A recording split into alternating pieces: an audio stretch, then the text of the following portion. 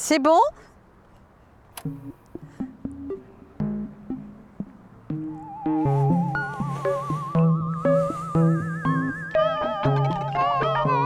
Par là. Toc.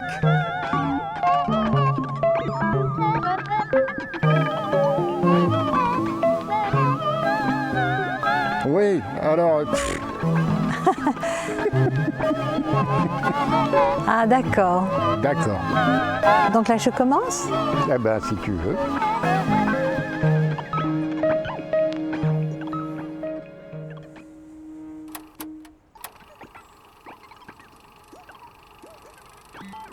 Eh ben, c'était féerique.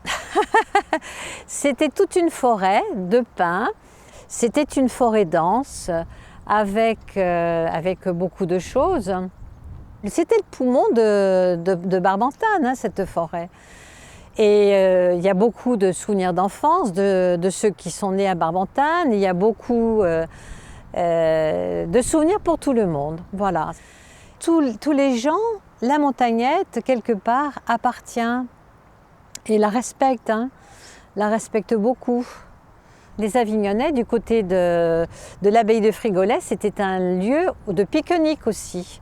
Hein, donc les familles venaient pour s'aérer et pique-niquer.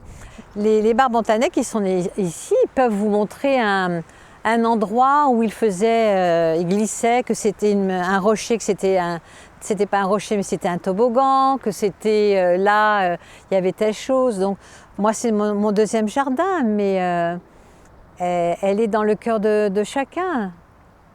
Alors nous sommes des grands-parents de vacances. Nous avons des petits-enfants qui viennent pendant les vacances scolaires. Ça compte beaucoup pour eux, pour les vacances à la montagnette, parce que c'est le moment où effectivement on fait plein de choses, plein d'activités. C'est là où on ramasse plein de trésors, pommes de pin, galets, escargots, l'ému de cigales.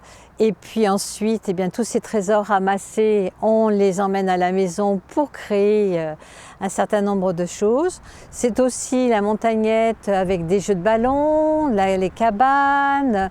C'est aussi des chansons, des randonnées, plein de choses qu'on est capable de montrer, qu'on est capable de raconter avec fierté, avec plaisir. Voilà.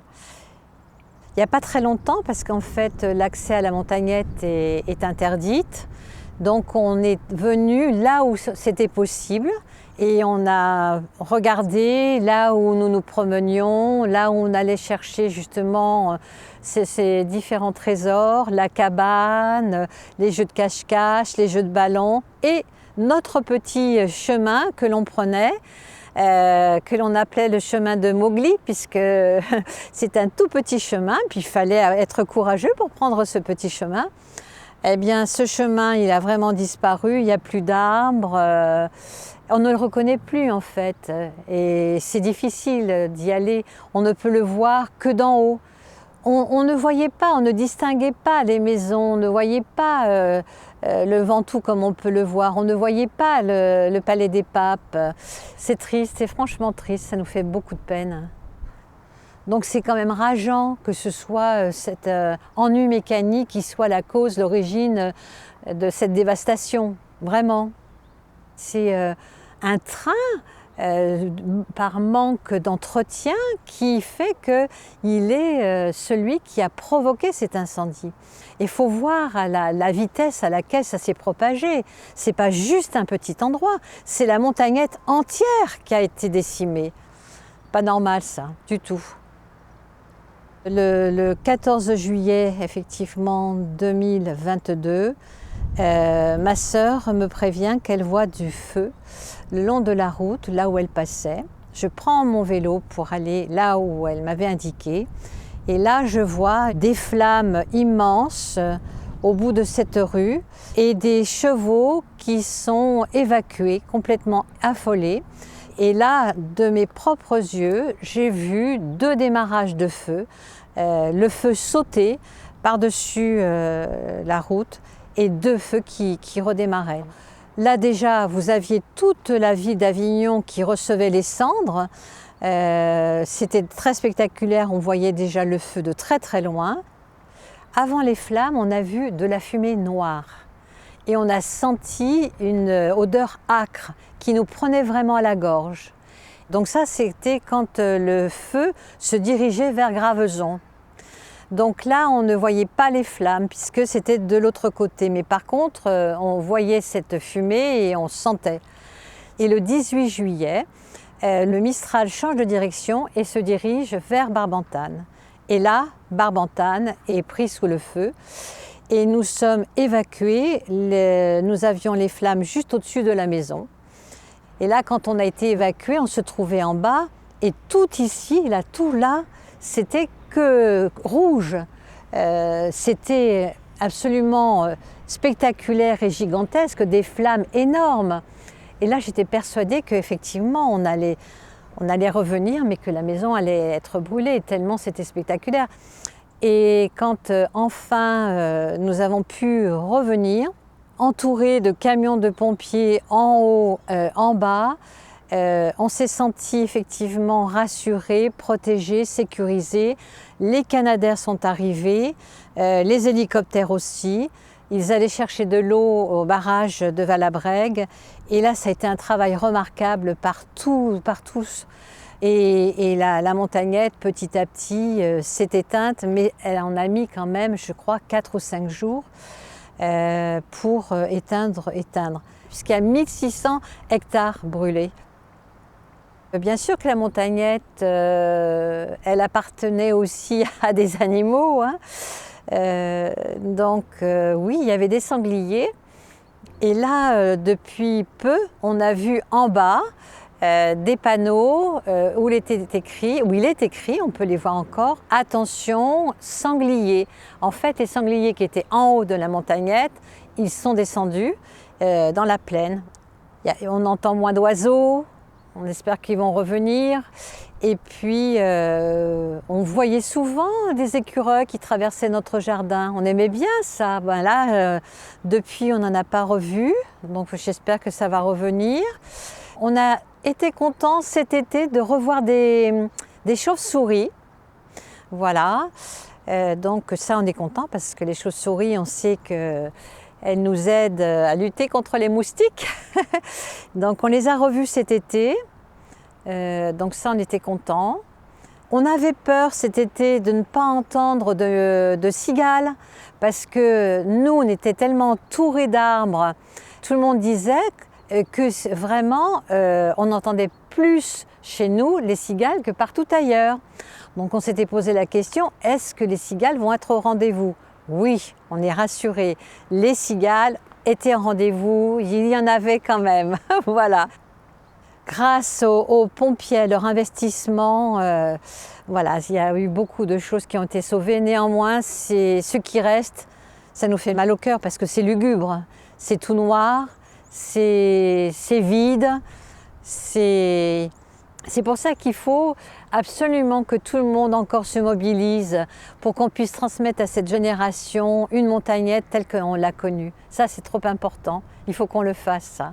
Ça fait partie de nous et on ne peut pas l'oublier ça. Et on le vit avec notre cœur, nos tripes et on continue à en parler. Ça, c'est quelque chose de mémorable dans une vie, malheureusement d'une manière tragique, dramatique.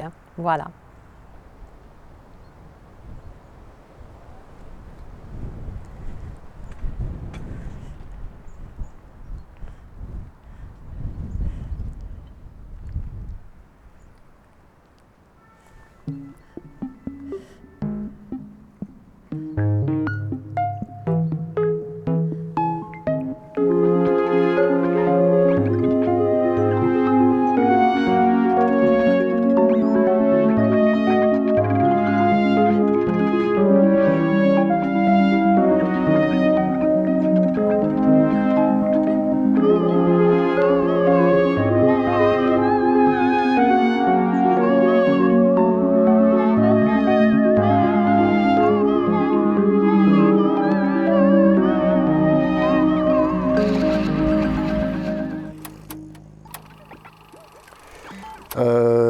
Alors on est dans la maison que j'habite, qui est la maison de la famille depuis très longtemps, où il y a encore ma mère et où je suis revenu récemment pour m'occuper d'elle, vu son grand âge.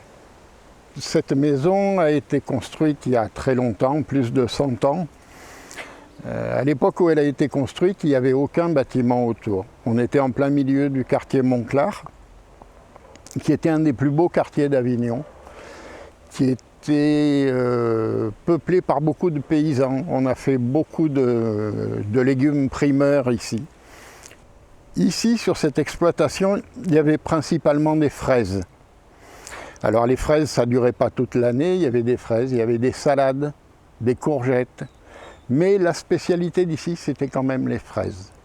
L'exploitation a commencé avec mon arrière-grand-mère, qui était veuve et qui a élevé 5 enfants ici.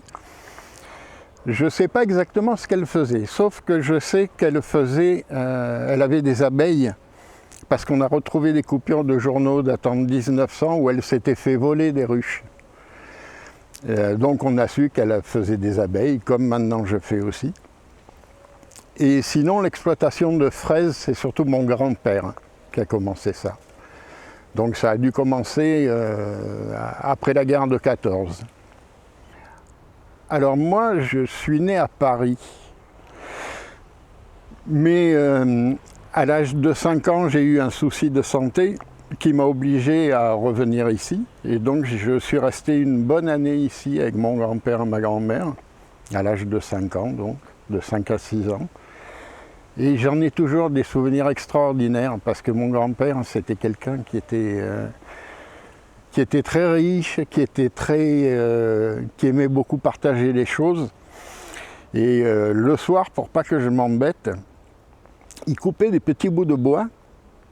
Il était allé acheter 1 kilo de clous, il m'avait donné un marteau et je passais toute la soirée dans la cuisine à construire des trucs.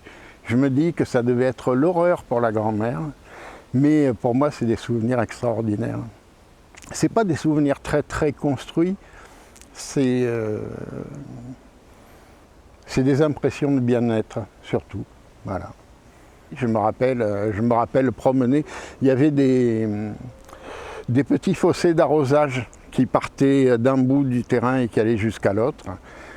Et voilà, et comme tous les enfants, chaque fois qu'il y avait de l'arrosage, je mettais les petits bâtons et puis le jeu c'était de courir après les petits bâtons jusqu'au bout. Et c'était une enfance assez heureuse ici. Alors ça a commencé à changer à la fin des années 60. On peut dire même milieu des années 60. Quand il y a eu justement tous les programmes pour loger ces gens qui arrivaient après la guerre en Algérie. Ça a changé, mais ça n'a pas changé en mal. C'est ça qui était bien quand même. On ne le prenait pas comme une agression de quelqu'un qui vient envahir. Et tout se passait vraiment très bien. Tout le temps de la construction, parce que ça a été long quand même, la construction de tous ces bâtiments, il y avait des employés algériens qui étaient logés dans la maison de mon arrière-grand-père, qui était juste derrière la nôtre, là, qui avait donc été réquisitionnée.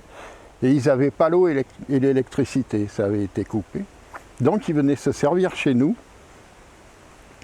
Et en contrepartie, ils nous donnaient toujours des bouteilles de Fanta orange, qu'on n'aimait pas du tout, mais qu'on prenait avec plaisir et puis qu'on buvait quand même. Et il y avait cette espèce d'échange qui était très sympa, quoi. On a vécu des très bons moments à cette époque-là, avec ces gens-là. Alors oui, ça c'était le début de l'histoire, hein, le début de l'immigration de masse. Et tout se passait très bien. Quelquefois, il y avait des enfants qui venaient faire des bêtises. Et c'était assez rigolo parce que quelquefois on en attrapait, on les ramenait chez eux. Et souvent les parents prenaient les enfants et étaient beaucoup plus sévères que ce qu'on aurait été avec eux. Et il leur filait des bonnes trempes. Et souvent, il leur disait, en Algérie, on t'aurait coupé la main. Et on trouvait que c'était un peu extrême, mais voilà. Quand ma mère est revenue habiter ici, c'était à la fin des années 60, en 68, on est revenu de Paris. Elle a repris le travail du champ avec sa sœur qui était là, ma grand-mère qui était toujours là aussi.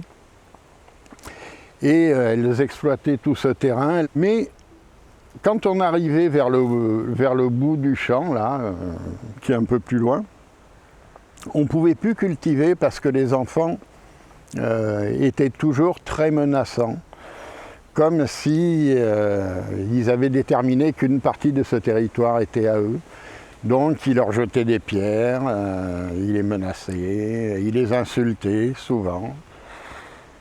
Ils avaient un mot pour appeler ma mère et ma tante principalement, ils les appelaient Madame la Vieille.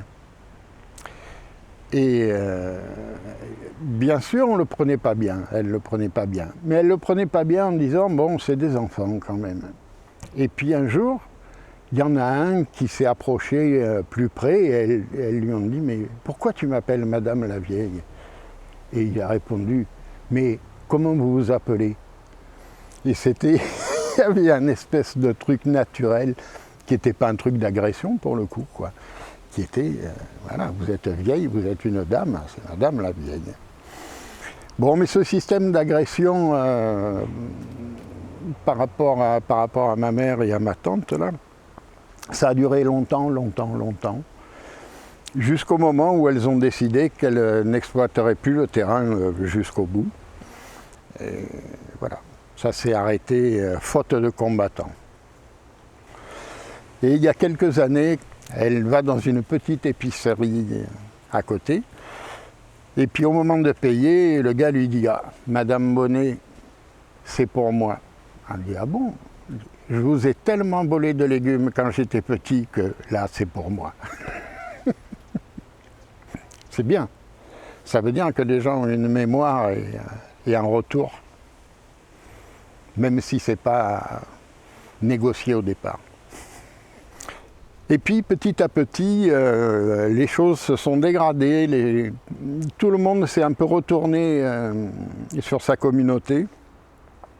Et le paroxysme a été atteint dans les années 80, où là on était vraiment le bloc des Européens et des Français avec le bloc des immigrés derrière. Enfin, c'était pas comme ça que c'était dit. Mais il y avait une incompréhension entre les deux communautés et c'était un quartier dans lequel plus grand monde rentrait. C'était devenu un cul-de-sac un peu, on ne pouvait plus le traverser. Et voilà, à ce moment-là, ça a été compliqué. Il y avait beaucoup d'incivilités. Ici, on avait deux très beaux cerisiers qui étaient énormes, qu'il a fallu faire abattre. Parce qu'on se faisait tellement envahir par les jeunes au moment des cerises que ça devenait dangereux, jusqu'à une fois où des jeunes ont menacé ma mère avec un couteau en disant si tu t'approches ça va mal finir. Donc on a préféré faire couper les cerisiers. Ça a résolu une partie du problème.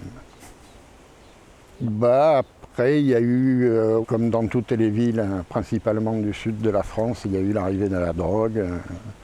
Des points de vente. Et, ce sentiment d'insécurité qui est vrai ou qui est faux. Hein. Mais en tout cas, l'image qui est donnée n'est pas... et qu'on n'est pas en sécurité. Et puis quand il a commencé à y avoir les travaux du tram, il a fallu créer des voies quand même pour circuler dans Avignon. Et du coup, cette avenue Montclar, elle a été un peu réaménagée. Et du coup, les gens ont recommencé à passer et on est un peu sorti du ghetto grâce à ce chantier du tram. Donc l'avenir du quartier, il semble s'apaiser avec le temps. Là. Ce qui est bien, c'est que on a réussi à sauvegarder cette parcelle qui fait à peu près 8000 mètres, qui est vraiment un bout de campagne presque au milieu de la ville, quoi. Et Quand on est là, si on fait abstraction du bâtiment qu'il y a derrière moi, là, on pourrait être n'importe où dans la Cambrousse et on n'est vraiment pas impacté par ça. Cette maison, c'est à la fois un paradis et c'est aussi un boulet au pied. Ça représente tellement de choses. Et c'est très dur de changer quelque chose, de déplacer quelque chose, de décider d'enlever un truc parce qu'il y a ce poids du passé qui est énorme. Chaque objet rappelle quelqu'un, voilà. Cet arbre qu'il y a là, c'est un marronnier. Quand j'avais 5 ans, j'avais planté un marron à Paris que j'avais trouvé dans la forêt de je ne sais plus quoi, qui avait poussé sur ma fenêtre. Et quand je suis venu là, je suis venu avec mon marronnier et c'est mon grand-père qui l'a planté. Et maintenant, il a 60 ans, le marronnier. Donc lui, j'aurais du mal à le quitter, quand même.